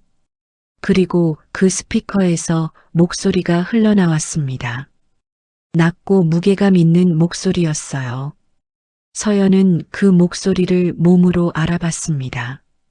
아버지, 오선미 회장이었습니다. 75이지만 그 목소리에는 흔들림이 없었어요. 박진태의 비서가 회사 방송 시스템을 연결한 것이 아니었습니다. 다른 경로였어요. 윤봉순 할머니가 그 방법을 알고 있었습니다. 할머니의 남편이 30년 전 이 회사의 법적 고문이었을 때 비상 연락 채널이 있었어요. 그 채널이 아직 살아 있었습니다. 오선미 회장의 목소리가 홀에 퍼졌어요. 나경자 씨. 그 이름을 부르는 방식이 너무 조용해서 오히려 더 컸습니다. 내 딸이 거기 있군요. 300명이 숨을 멈췄어요. 나경자가 스피커 쪽을 바라봤습니다. 스피커가 있는 곳을 바라보는 것은 어디를 봐야 하는지 알 수 없기 때문이었어요. 서연 많이 다쳤습니까? 그 물음에 나경자의 무릎이 흔들렸습니다. 윤봉순 할머니가 조용히 서연의 손을 잡았어요. 차가웠습니다. 그러나 단단했어요. 서연은 잠깐 눈을 감았다가 떴습니다. 괜찮아요, 아버지. 서연이 말했어요. 목소리가 흔들렸습니다. 그래도 말했어요. 스피커에서 잠깐 침묵이 흘렀어요. 그리고 오선미 회장이 말했습니다. 나경자 씨, 내 딸이 아무것도 아닌 사람이어도 그렇게 대하시면 안 됐어요. 서연이 한 말이었어요. 그 말 그대로였습니다. 나경자의 눈이 처음으로 흔들렸습니다. 아까는 분노로 가늘어졌던 눈이 지금은 무너지는 것의 눈이었어요. 박진태가 아내의 손을 잡았습니다. 나경자는 그 손을 뿌리치지 않았어요. 두 사람이 서 있었습니다. 300명 앞에서 강준혁이 오서연이 누구인지 알게 된 것은 두 사람이 만난 지 넉 달째 되던 날이었습니다. 서점에서 처음 만나고 2달이 지났을 때 두 사람은 이미 매주 한두 번씩 보는 사이가 되어 있었어요. 준혁은 서연을 만나는 날이 좋았습니다. 그 이유를 설명하기 어려웠어요. 서연은 자신에게 무언가를 원하지 않았습니다. 어떤 자리에서도 어떤 식으로도 준혁이 가진 것을 기대하는 태도가 없었어요. 그게 준혁에게 드문 경험이었습니다. 넉 달째 되던 날 준혁은 어머니 나경자와 점심을 먹었어요. 나경자가 물었습니다. 요즘 만나는 사람 있지? 준혁이 대답했어요. 있어요. 이름이 뭐야? 나경자가 말했습니다. 오서연이에요. 도에 공방해요. 나경자가 고개를 끄덕였습니다. 표정이 바뀌지 않았어요. 그 표정이 준혁은 이상했습니다. 어머니가 새 여자 이야기에 저렇게 반응하지 않는 것은 드문 일이었거든요. 나경자는 더 말하지 않았어요. 식사를 계속했습니다. 준혁은 그날 저녁 한성제약 홍보팀장 박재성에게 연락을 받았어요. 박재성은 오래된 직원이었습니다. 나경자와 함께 일한 지 20년이 넘은 사람이었어요. 준혁에게는 형 같은 존재였습니다. 재성 형, 무슨 일이에요? 준혁이 물었어요. 박재성의 목소리가 낮았습니다. 준혁아, 너 요즘 만나는 여자. 네. 준혁이 대답했어요. 박재성이 잠깐 침묵했습니다. 그리고 말했어요. 동양물산 오선미 회장 알지? 준혁이 대답했어요. 알죠. 그 막내딸이야. 준혁은 아무 말도 하지 않았습니다. 한 10초 동안 아무 말도 하지 않았어요. 박재성이 계속했습니다. 어머니가 나한테 알아보라고 하셨어. 그래서 알아봤는데. 준혁아, 이건 내가 알아야 할 것 같아서. 준혁은 전화를 끊고 오래 앉아 있었어요. 서연이 그런 사람이었습니다. 동양물산그룹 막내딸. 그게 아니라 오서연이라는 사람으로 살고 있었어요. 자신에게도 한 번도 말하지 않았습니다. 왜인지 준혁은 알 것 같았어요. 배경 없이 선택받고 싶은 것. 그 마음을 준혁은 이해했습니다. 진짜로 이해했어요. 그런데 그 이해와 함께 다른 생각도 왔습니다. 어머니가 이걸 알았을 때 어떻게 할지. 그 생각이 왔을 때 준혁의 안에서 무언가 결정이 내려졌어요. 그게 어떤 결정인지 준혁 자신도 정확히 말하기 어려웠습니다. 말하지 않겠다는 결정이었어요. 서연에게도 말하지 않겠다는 것. 어머니에게도 말하지 않겠다는 것. 그냥 이 상태로 두겠다는 것. 그 결정이 어디서 온 것인지 준혁은 오래 생각했어요. 서연을 위해서였을까요? 아니면 자신이 복잡한 상황에 놓이지 않기 위해서였을까요? 그 경계가 준혁에게도 뚜렷하지 않았습니다. 그리고 그 불뚜렷함이 갈라 디너 그날 밤 나경자가 서연에게 한일 앞에서 준혁의 발을 땅에 붙게 만들었어요. 말하면 어머니가 달라졌을까요? 그랬을 거예요. 어머니는 동양물산 막내딸에게 저런 행동을 하지 않았을 거예요. 그러나 그것이 옳은 이유로 달라지는 건 아니었습니다. 서연이 아무것도 아니어도 막아야 했어요. 준혁은 그것을 알았습니다. 그 자리에서 모든 것이 일어나는 동안 알았어요. 그런데 움직이지 않았습니다. 그 이유를 준혁은 이후 오랫동안 스스로에게 설명하려 했어요. 하지만 설명이 되지 않았습니다. 그 설명이 되지 않는다는 것이 대답이었어요. 홀에서 서연의 아버지 목소리가 흘러나오던 그 순간 준혁은 홀 한쪽에서 있었습니다. 아무것도 하지 않고 오선미 회장의 목소리가 스피커에서 끊겼을 때 홀은 여전히 조용했습니다. 30초쯤 그 조용함이 이어졌어요. 아무도 먼저 말을 꺼내지 않았습니다. 샹들리에가 여전히 빛나고 있었어요. 테이블 위의 음식은 식어가고 있었습니다. 그러나 아무도 그쪽을 보지 않았어요. 장진희의 라이브 시청자 수가 50만을 향하고 있었습니다. 서연은 그 수치를 몰랐어요. 그냥 서 있었습니다. 뺨이 아직도 달아올라 있었어요. 그 온도가 서연을 이 자리에 세워두고 있었습니다. 나경자는 처음으로 무언가를 잃은 사람의 표정을 하고 있었어요. 30년 동안 이 업계에서 나경자가 쌓아온 것들이 있었습니다. 관계, 신뢰, 이름. 그것들이 어떻게 만들어지는지를 나경자는 알았어요. 그리고 그것들이 어떻게 무너지는지도. 지금이 그 순간이었습니다. 박진태가 아내의 팔을 가볍게 잡았어요. 나경자는 움직이지 않았습니다. 어떻게 해야 하는지 알고 있었어요. 이 상황을 어떻게 수습해야 하는지 머릿속으로 계산이 됐습니다. 그러나 몸이 움직이지 않았어요. 서연을 바라봤습니다. 서연은 눈이 붉었어요. 뺨이 달아올랐습니다. 원피스 어깨에 솔기가 벌어져 있었어요. 수선 가방도 여분의 핀도 아무것도 없었습니다. 그 상태로 서연은 서 있었어요. 고개를 내리지 않고.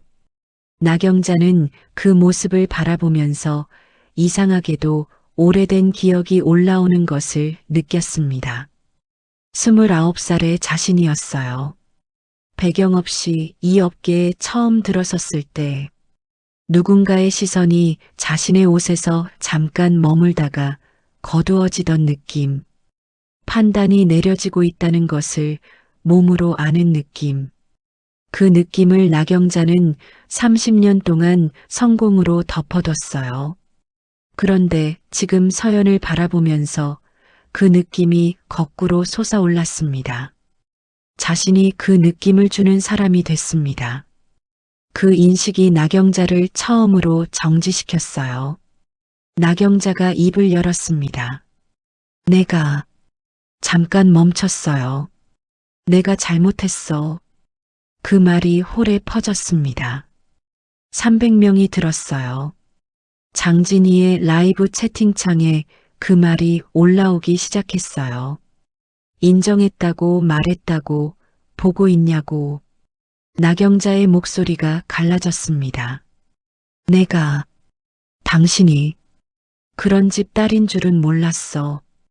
그 말이 끝나는 순간이었어요. 서연의 눈에서 눈물이 다시 흘렀습니다. 이번에는 억울함이 아니었어요. 다른 종류의 눈물이었습니다. 어머님, 그게 이유가 되면 안 된다고 말씀드리는 거예요. 서연의 말이 홀에 조용하게 퍼졌어요. 나경자가 입을 다물었습니다. 서연의 목소리가 흔들렸어요. 그래도 멈추지 않았습니다. 아무것도 아닌 사람이어도 이렇게 대하시면 안 됐어요. 그게 오늘 제가 드리고 싶은 말이에요. 그 말이 끝나는 순간 나경자의 무릎이 꺾였습니다. 천천히, 그러나 분명하게 나경자가 그 자리에 무릎을 꿇었어요. 300명이 보는 앞에서 대리석 바닥 위에 두 무릎이 닿았습니다. 진주 목걸이가 앞으로 흘러내렸어요. 홀에서 낮은 탄성이 새어나왔습니다. 장진희의 라이브 시청자 수가 50만을 넘어섰어요.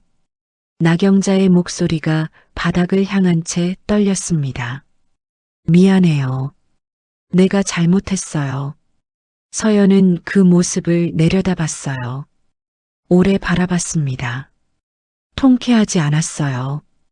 안타깝고 쓸쓸했습니다. 이 사람도 한때는 아무것도 아닌 곳에서 시작했겠구나 라는 생각이 왔어요. 그 시작이 서연과 다르지 않았을 것이라는 생각도. 그런데 그 시작에서 온 사람이 누군가에게 같은 것을 했습니다. 그것이 슬펐어요. 서연이 낮게 말했습니다. 일어나세요, 어머님. 나경자가 고개를 들었어요. 눈이 붉었습니다. 서연 계속했어요. 제가 원하는 건 이런 게 아니에요. 다만 그 이유가 잘못됐다는 걸 아셨으면 해요. 그리고 돌아섰습니다. 윤봉순 할머니가 서연 옆에 섰어요. 말없이 그 옆에 서는 것만으로도 충분했습니다. 서연은 할머니의 손을 잡았어요. 차가웠습니다. 그러나 단단했어요. 이 홀에서 더 이상 서연이 서야 할 이유가 없었습니다. 오수연이 전화를 받은 것은 홀에서 오선미 회장의 목소리가 스피커로 나오기 30분 전이었습니다. 발신인은 윤봉순 할머니였어요. 수연은 그 이름을 받습니다. 그리고 바로 받았어요. 할머니가 짧게 말했습니다. 서연이 갈라 디너에 있어. 어서 와. 그 말이 전부였어요. 전화가 끊겼습니다. 수연은 그날 저녁 일정이 3개 있었어요. 하나는 이미 시작된 투자자 미팅이었습니다. 하나는 계열사 임원 만찬이었어요. 하나는 주요 거래처 대표와의 저녁이었습니다. 수연은 비서에게 말했어요. 전부 취소해. 비서가 대답하기 전에 수연은 이미 재킷을 들고 있었습니다. 차 안에서 수연은 오하연에게 전화를 했어요. 하연아, 한성제약 갈라 디너. 내가 먼저 거기 법적으로 뭘 해야 하는지 알아봐. 하연이 대답했습니다. 언니, 무슨 일이야? 서연이 거기 있어. 가. 오하연은 전화를 끊고 자신의 외투를 집었어요. 수연은 한성제약에 대해 알고 있었습니다. 업계에서 오래된 회사였어요. 오선미 회장도 알고 있었고 나경자도 알고 있었습니다. 한성제약이 물류 계열사 분리를 준비하고 있다는 것도 알고 있었어요. 그리고 나경자라는 사람이 어떤 방식으로 판단을 내리는 사람인지도 알고 있었습니다. 서연이 아이보리 원피스, 아니 크림빛 린넨 원피스를 입고 그 자리에 갔을 거라는 것도 알고 있었어요. 왜냐하면 수연은 서연이 어떤 사람인지 알았기 때문이었습니다. 호텔 입구에 도착했을 때 수연은 차에서 내렸어요. 오하연이 이미 거기 있었습니다. 오하연은 이동하면서 법적 검토를 마쳤어요. 폭행죄 성립 요건, 공개 장소 가중 요소, 증거 확보 절차, 그것들이 이미 오하연의 머릿속에 있었습니다. 두 사람이 함께 홀로 걸어 들어갔어요. 홀이 조용했습니다. 수연은 한눈에 파악했어요. 나경자가 무릎을 꿇어 있었습니다. 서연이 그 앞에 서 있었어요. 윤봉순 할머니가 서연 옆에 있었습니다. 그리고 장진이가 라이브를 켜고 있었어요. 수연은 멈추지 않았습니다. 서연 쪽으로 곧장 걸어갔어요. 서연이 언니를 봤습니다. 수연이 서연 앞에 섰어요. 서연의 얼굴을 한번 봤습니다. 달아오른 뺨, 붉은 눈, 찢어진 솔기. 수연은 입고 있던 수트 재킷을 벗었어요. 서연의 어깨에 걸쳐줬습니다. 찢어진 솔기를 덮었어요. 말 한마디 없이 한 행동이었습니다. 서연이 입술을 깨물었지만 소용없었어요. 어깨가 작게 흔들렸습니다. 수연이 서연의 등에 손을 올렸어요. 토닥이지 않았습니다. 그냥 올려놓았어요. 그것만으로 충분했어요. 오하연은 이미 박진태 쪽으로 움직이고 있었습니다. 법적 절차 안내 내용이 준비되어 있었어요. 하연이 박진태 앞에 섰어요. 오하연이에요. 동양물산 법무총괄이요. 폭행 장면이 50만 명 이상이 보는 라이브 영상으로 남았습니다. 법적 절차 안내 드릴게요. 박진태의 얼굴이 굳었습니다. 나경자가 일어서다 다시 주저앉았어요. 박진태가 아내를 부축했습니다. 수연이 나경자를 바라봤어요. 나경자와 눈이 마주쳤습니다. 수연은 말했어요. 목소리가 낮았습니다. 다 됐나요? 그 세 글자가 홀에 퍼졌어요. 나경자는 대답하지 않았습니다. 수연이 서연의 어깨에 얹혔던 손을 거두지 않은 채 나경자를 바라봤어요. 그 시선 자체가 압력이었습니다. 장진희의 라이브 시청자 수가 60만을 향하고 있었어요. 오하연이 박진태 앞에 서는 것을 지켜보는 동안 나경자는 자신이 지금 얼마나 좁은 곳에 서 있는지를 처음으로 실감했습니다. 오하연은 감정 없이 말했어요. 폭행 장면이 현재 60만 명 이상 시청 중인 라이브 영상에 녹화됐습니다. 복수의 각도에서 해상도 문제 없습니다. 박진태가 말했어요. 오해가 있는 것 같습니다. 자리를 옮겨서 이야기하면 오하연이 고개를 끄덕였습니다. 알겠습니다. 그렇게 하시죠. 그 끄덕임이 동의가 아니었습니다. 들었다는 뜻이었어요. 박진태는 그 차이를 알았어요. 그 순간 서연이 준혁 쪽으로 다시 걸어갔습니다. 오수연이 그 뒤를 따르려 했어요. 서연이 고개를 저었습니다. 이건 내가 직접 해야 해. 수연이 멈췄어요. 서연이 준혁 앞에 섰습니다. 준혁은 아까와 같은 자리에 있었어요. 홀 한쪽 움직이지 않은 채로 어머니가 무릎을 꿇는 것을 보고도 달려가지 않았습니다. 오수연이 오는 것을 보고도 움직이지 않았어요. 그 움직이지 않음이 준혁의 선택이었습니다. 서연은 그것을 알았어요. 준혁. 서연이 불렀습니다.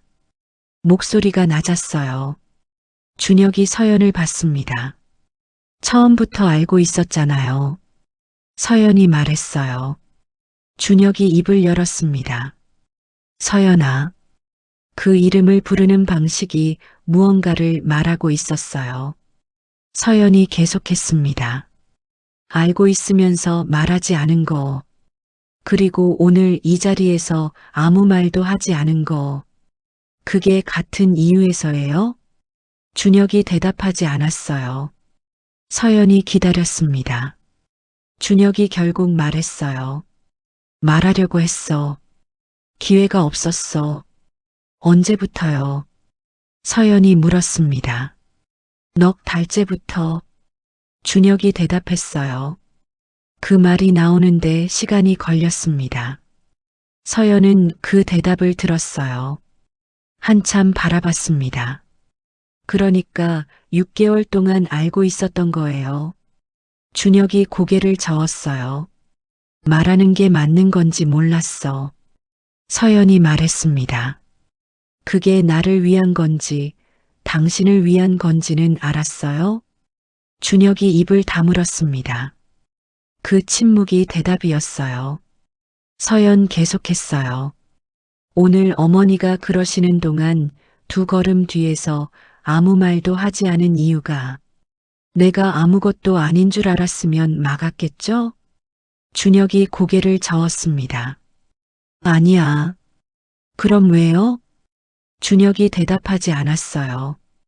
이번에도 그 대답하지 않음이 가장 정직한 대답이었습니다. 서연이 마지막으로 말했어요. 사랑한 게 아니에요, 준혁 씨. 준혁의 눈이 흔들렸습니다.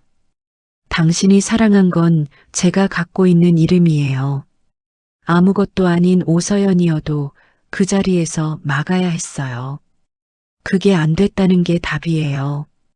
준혁이 무언가 말하려 했습니다. 입이 열렸다가 닫혔어요. 서연이 돌아섰습니다. 수연이 거기 있었어요. 오하연도 있었습니다. 윤봉순 할머니도 있었어요. 그 세 사람이 나란히 있었습니다. 서연이 그 앞으로 걸어갔어요. 수연이 서연의 어깨를 한번 가볍게 쥐었다가 놓았습니다. 말 대신이었어요. 그리고 수연이 나경자와 박진태를 향해 돌아섰어요. 저희 법무팀에서 연락드릴 겁니다.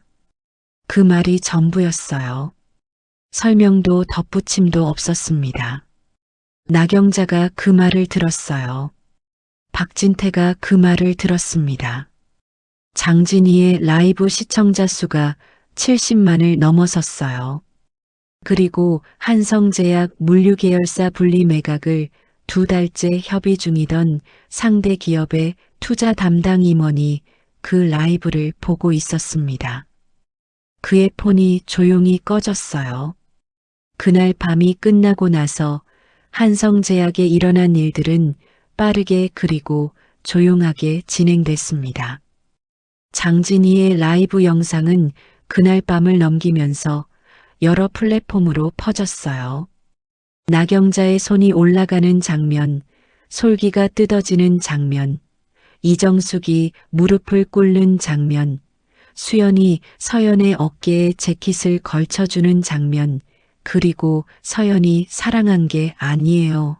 준혁 씨라고 말하는 장면. 각각의 클립이 수십만에서 수백만의 조회수를 기록했어요. 댓글창에는 비슷한 말들이 반복됐습니다. 아무것도 아니어도 이렇게 대하시면 안 됐어요. 그 한마디에 왜 눈물이 나냐고. 다음 날 오전 오하연 법무총괄 명의로 나경자에 대한 폭행죄 고소장이 정식으로 접수됐어요. 증거는 충분했습니다. 라이브 영상, 복수의 각도에서 찍힌 클립들, 현장 목격자 다수. 나경자는 변호사를 선임했어요. 그러나 영상 증거 앞에서 변호사도 할 말이 없었습니다. 한성제약 물류계열사 분리 매각 협상은 그날 밤 이후 상대 측에서 일방적으로 중단 의사를 통보했어요. 공문의 이유는 적혀 있지 않았습니다. 박진태는 알았어요. 업계는 이미 다 알고 있었습니다. 한성제약 주가가 이틀 뒤부터 하락하기 시작했어요. 작은 낙폭이었지만 매각 무산 소문이 돌기 시작하자 낙폭이 커졌습니다. 박진태는 오랫동안 밥을 제대로 먹지 못했어요. 10년 넘게 준비해 온 것들이 하룻밤 만에 흔들리고 있었습니다. 나경자는 자신이 다니던 사교 모임에서 조용히 연락이 끊겼어요. 아무도 공식적으로 배제하겠다고 하지 않았습니다. 그냥 모임 날짜를 알려주는 사람이 없어졌어요. 자리가 있었는데 초대가 오지 않았습니다. 30년 동안 관리해온 인맥이 그것이 필요한 순간 가장 빠르게 사라지는 것이었어요. 그 사실을 나경자는 그제야 알았습니다. 이다인의 소셜미디어 댓글창에는 낯선 사람들의 말이 달렸어요. 이다인은 며칠 동안 게시물을 올리지 않았습니다. 강준혁은 그로부터 열흘 뒤 한성제약에 사직서를 냈어요. 라이브 영상에서 침묵하는 남자친구의 얼굴이 알려지면서 회사 분위기가 어려워졌습니다. 준혁은 결국 스스로 자리를 떴어요. 서연은 그 소식을 수연을 통해 전해 들었습니다. 특별한 감정이 오지 않았어요. 슬프지도 않았고 통쾌하지도 않았습니다. 그냥 그랬어요. 그 감각이 오히려 자신이 이미 정리됐다는 것을 말해주는 것 같았어요. 공방 단골 설렁탕집 사장님은 그날 오후 서연에게 갈비뼈를 서비스로 내줬어요. 이유는 묻지 않았습니다. 그냥 내줬어요. 서연은 그 갈비뼈를 다 먹었습니다. 그리고 공방으로 돌아와 다랑아리를 다시 만지기 시작했어요. 완성되지 않은 채로 선반에 있던 것이었습니다. 흙이 차가웠어요. 서연의 손이 움직이기 시작했습니다. 나경자의 재판은 2달 뒤에 시작됐어요. 증거가 명확했고 오하연의 법무팀이 빈틈없이 준비했습니다. 재판부는 공개 장소에서 의도적으로 행해진 폭행이라는 점을 무겁게 봤어요. 벌금형과 함께 민사 손해배상 판결이 내려졌습니다. 판결이 나오던 날 나경자는 법정을 나오면서 처음으로 울었다고 합니다. 억울해서가 아니었어요. 자신이 어떤 사람이었는지가 그제야 완전히 보였기 때문이었습니다. 강병태, 아니 박진태는 매각이 완전히 무산됐다는 사실을 인정해야 했어요. 5년 가까이 준비해 온 프로젝트였습니다. 그것이 한 번의 잘못된 선택으로 무너졌어요. 박진태는 밤마다 나경자에게 같은 말을 했다고 합니다. 왜 그랬냐고. 나경자는 그 말에 대답하지 않았어요. 대답할 수 없었습니다. 자신도 설명하기 어려웠어요. 그날 밤 손이 올라가는 순간까지 나경자는 자신이 무언가를 넘고 있다는 것을 알았습니다. 그런데도 손을 내리지 않았어요. 왜였는지 나경자는 지금도 완전히 알지 못했습니다. 그게 더 무거웠어요. 오선미 회장은 그 일이 있고 나서 다음 주 월요일 아침에 평소보다 일찍 출근했습니다. 비서실에 지시를 하나 내렸어요. 한성제약 매각 협상 상대였던 곳, 거래 계속해. 그게 전부였어요. 비서는 물어보지 않았습니다. 알고 있었으니까요. 다랑아리가 완성된 것은 갈라 디너 그날로부터 2달 뒤였습니다. 서연은 그것을 가마에 넣고 꺼내면서 1시간쯤 그냥 바라봤어요. 흰색이었습니다. 완벽하지 않았어요. 한쪽이 조금 더 부풀어 있었고 표면에 미세한 균열이 있었습니다. 그런데 이상하게도 그것이 마음에 들었어요.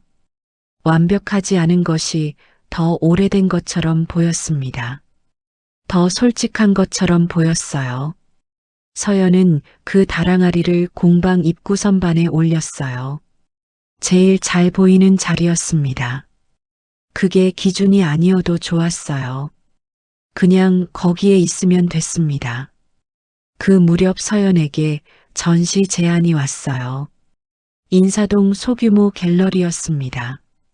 갈라 디너 사건이 알려지면서 서연의 이름이 퍼졌어요.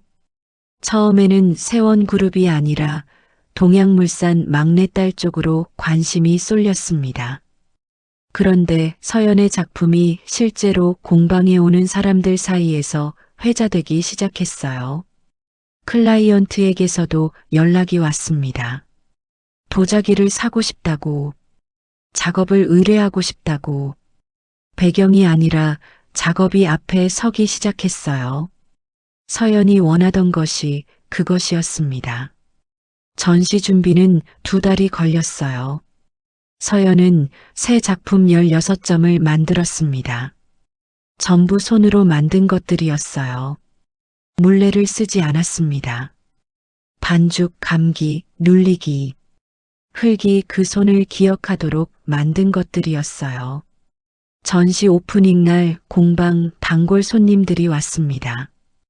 윤봉순 할머니도 왔어요. 할머니는 전시장 안을 천천히 걸었습니다.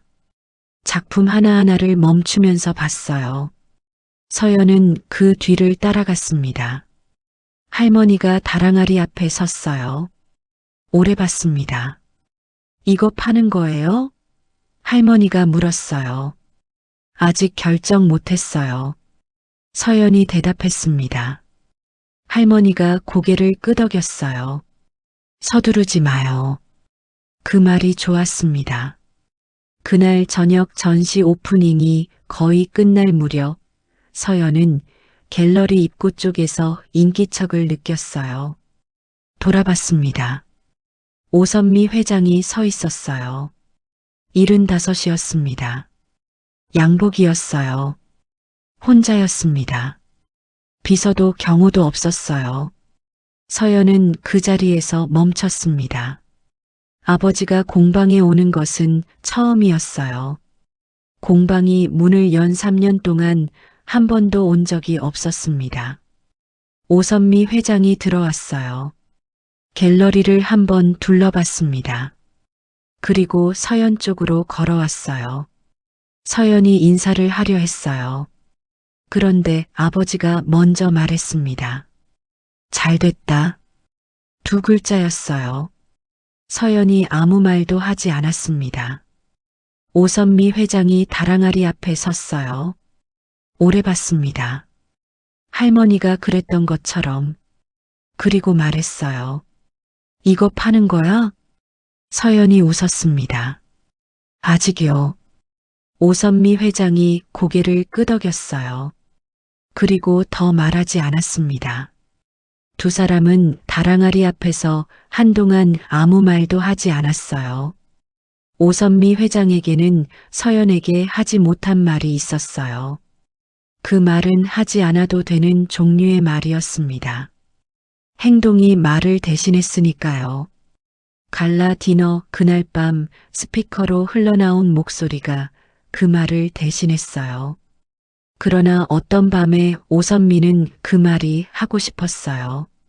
그 아이는 나를 닮았다. 25에 오선미도 배경 없이 시작했거든요. 이름 없이 시작했습니다. 그 시작이 얼마나 단단하고 얼마나 외로운 것인지를 알고 있었어요. 서연이 그 길을 걷고 있었습니다. 막지 않았어요. 막을 수 없었습니다. 그 외로움은 지나야 하는 것이었으니까요. 오선미 회장은 갤러리를 한 바퀴 더 돌고 나서 나갈 준비를 했어요. 서연이 따라갔습니다. 입구에서 오선미 회장이 서연을 봤어요. 잘하고 있어. 그게 전부였습니다. 서연이 고개를 끄덕였어요. 아버지가 나갔습니다. 서연은 갤러리 입구에서 그 뒷모습을 봤어요. 목이 살짝 메웠습니다. 그게 전부였어요. 전시가 끝나고 서연은 혼자 공방으로 돌아갔습니다. 문을 열었어요. 불을 켰습니다. 선반 위에 작품들이 있었어요. 다랑아리가 입구 쪽에서 빛을 받고 있었습니다. 서연은 앞치마를 걸었어요. 작업대 앞에 섰습니다. 흙이 차가웠어요. 손이 움직이기 시작했습니다. 그 겨울을 서연은 공방에서 보냈어요. 매일 아침 공방 문을 열고 흙을 만졌습니다. 단골 손님들이 왔어요. 윤봉순 할머니가 화요일마다 왔습니다. 설렁탕 사장님이 갈비뼈를 서비스로 내줬어요. 언니들은 가끔 연락을 했습니다. 수연은 밥 먹었어 라고 문자를 보냈어요. 오하연은 새 계약서 들어오면 보내 라고 했습니다. 서연은 그 연락들이 좋았어요. 길지 않아도 됐습니다. 그냥 오는 것이 좋았어요. 봄이 왔습니다. 공방 앞 골목에 꽃이 피기 시작했어요. 서연은 아침마다 그 꽃을 봤습니다. 작년에도 피었고 재작년에도 피었던 꽃이었어요. 올해도 피었습니다. 그 반복이 이상하게 위로가 됐어요. 어느 오후 서연은 작업을 마치고 공방 문 앞에 섰습니다. 골목이 보였어요. 사람들이 지나가고 있었습니다. 각자 자기 골목을 걷고 있었어요. 서연도 그 중 하나였습니다. 오서연이라는 이름으로, 그 이름 하나로, 그것으로 충분했어요. 내일도 이 공방을 열 것이었습니다. 모레도, 그 다음 날도, 흙을 만지고 사람들을 만나고 작품을 만들고, 그 평범한 것들이 앞에 있었어요. 그걸로 충분했습니다. 갈라 디너 그날 밤이 끝나고 나서 서연이 알게 된 것들이 있었어요. 자신이 어떤 사람인지를, 어떤 상황에서 무너지고 어떤 상황에서 버티는지를, 그리고 무너졌다가 일어날 때 옆에 누가 있는지를, 그 세 가지가 갈라 디너의 교훈이었습니다. 뺨 한 대가 가르쳐 준 것이었어요.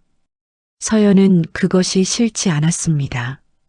오히려 그 세 가지를 이렇게 선명하게 알게 된 것이 다행이라고 생각했어요. 다랑아리가 완벽하지 않아서 더 솔직한 것처럼 서연도 그날 이후 완벽하지 않지만 더 솔직해졌습니다. 그것으로 충분했어요. 봄 저녁 바람이 골목으로 들어왔습니다. 차갑지도 않고 뜨겁지도 않았어요. 딱 좋은 온도였습니다. 서연이 그 바람 안에 잠깐 서 있었어요. 공방 간판이 바람에 조금 흔들렸습니다. 흙과 느린 시간. 서연이 직접 달았던 간판이었어요. 지금도 거기 있었습니다. 내일도 거기 있을 것이었습니다. 서연은 문을 잠갔어요. 그리고 골목을 걸어 집으로 향했습니다. 오서연이라는 이름으로, 그 이름 하나로 내일도 이 골목을 걸을 것이었어요. 그게 아주 많이 좋았습니다. 오늘 이야기가 작은 위로가 되셨다면 구독과 좋아요를 살포시 눌러주세요. 여러분이 남겨주시는 댓글 한 줄이 저희가 이 이야기를 이어가는 가장 큰 힘입니다. 늘 건강하세요. 그리고 사랑합니다.